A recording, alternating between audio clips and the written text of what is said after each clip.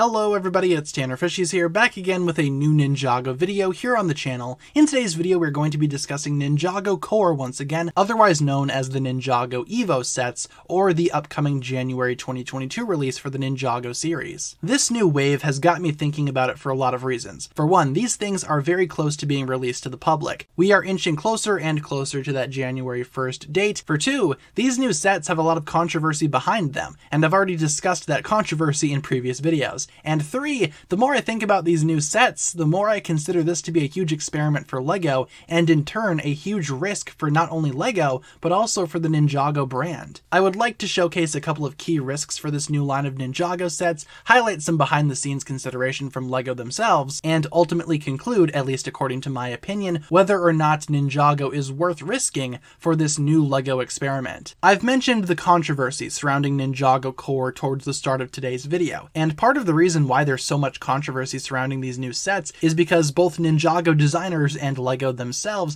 have made it clear that these new sets are intended for a younger audience. Obviously Ninjago by default is a kids series, don't get me wrong, but still, focusing on an extremely young portion of the fan base alienates and divides the rest of us from their target audience. And while Ninjago sets may have never been specifically designed for adult collectors, these new sets make it extremely obvious and make buying them kind of weird to me. And while I will support Ninjago in all of its endeavors moving forward, this new wave does in fact seem like a step back. I've already discussed this aspect of Ninjago's core controversy in previous videos, so feel free to check those out if you want to hear more of my thoughts regarding that decision. I would like to direct your attention to a new aspect of Ninjago Core that is new for not only Ninjago, but new for the LEGO company, and that is the introduction of a new building system being implemented into the Ninjago Core sets. The new building system has been carefully integrated into many of these new Ninjago sets for 2022, and why don't we take a look at some examples. Alrighty, so here we are on lego.com. I would like to take a minute to briefly talk about how this new building system is incorporated into these new sets, because quite a few of the Ninjago Core or Ninjago Evo sets actually use this new system effectively. Let's start off first by taking a look at Zane's Power Up Mech Evo. As you can see, the new system is built right into the knees right here and the elbows. This new piece right here is the new element for 2022, which is primarily going to be the basis for this new building system. As you can see, it actually does immediately put the knee bend in there automatically without the need for actual articulation. You can see the same thing happening up here with the elbows. They are already bent at a certain angle, meaning that while you cannot technically pose these joints in a specific way, it does give the impression of articulation, making for some dynamic poses, or in the case of these sets, which are primarily designed for children, better play, I would say. You can move the legs around obviously with different joints used from the Mixels series. You can see some right here, and I think combining these joints along with these new pieces will in fact make for some pretty good looking builds moving forward. You can also see on this set in particular some decent armor over top of these new pieces. Those armor pieces are in fact new as well from what I can figure out for this year, so that's cool, I guess. It provides just a little bit more bulk, I'd say, very much reminding me of older systems that came before this. I'm not a huge fan of the idea that these joints already come, pre-posed. I would definitely prefer to have these things move, and maybe in the future we can see some different versions of this piece that do provide some type of motion. Another set that uses these new pieces is in fact Jay's Thunder Dragon Evo. You can see that going on in the arms right here as well. That's the exact same piece. I believe it's used in the legs as well, but I can't really see from this angle. Any other angles that I can see? Actually, I don't think it is used in the back leg. Oh no, it is. I see it right there. The back legs also use that exact same piece. Yeah, you can kind of see a better image of that right there. I think that's the same piece, right?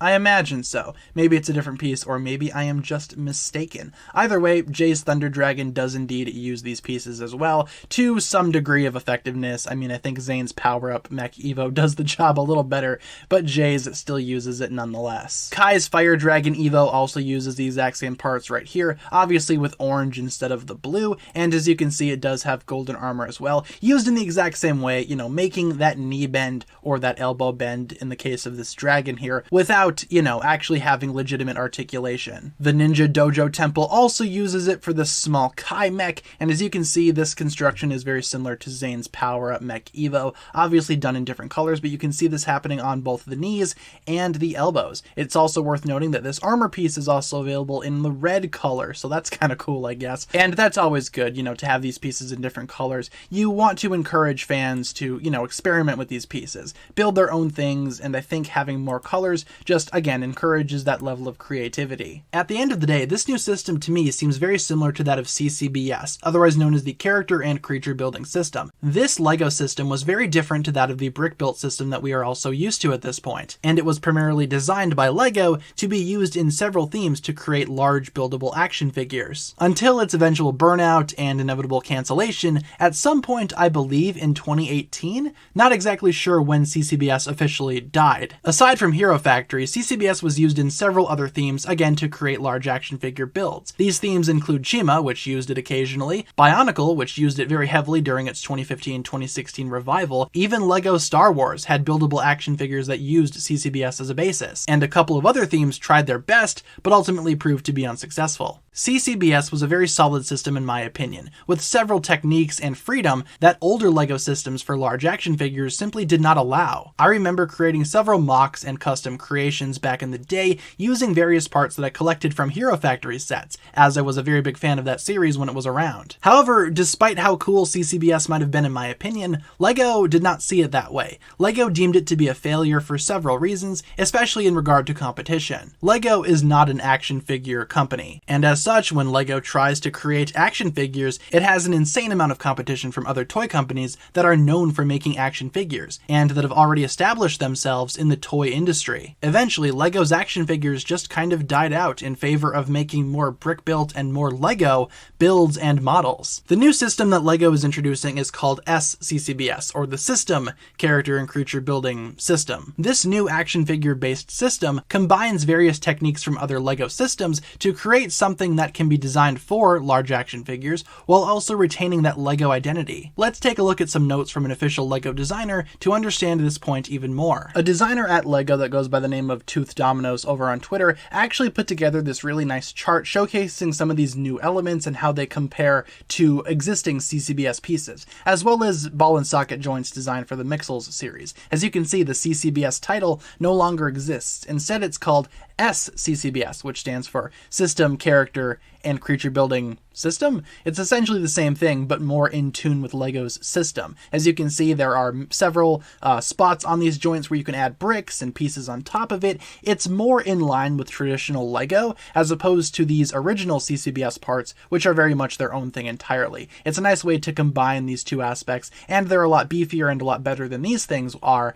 which of course were very frail, very lightweight, not as heavy duty as these things do appear to be. And taking into account the level of young children that'll probably be playing with these things, yeah, you want to make these joints as solid and as durable as humanly possible. So I think this new system has its advantages, but also has its disadvantages as well. I'm just more curious to see where it goes in the future. In a way, I very much miss CCBS and would love to see it return one day, and I just wish it was successful. While it lasted for several years, eventually LEGO just kind of treated it as a failure, but they are still committed to the idea of LEGO action figures, hence why this new system sounds like it could combine the best of all worlds. It combines the action figure aesthetic of previous systems, and I think LEGO is going to make this a priority moving forward. And with Ninjago Core, it seems like LEGO is experimenting with how well these actual sets do. If these sets are theoretically successful, this could lead to revivals of older themes in this new style, or maybe we can see a new action figure style theme introduced for LEGO, which I would enjoy and consume heavily. I've enjoyed LEGO's previous attempts at making action figure series,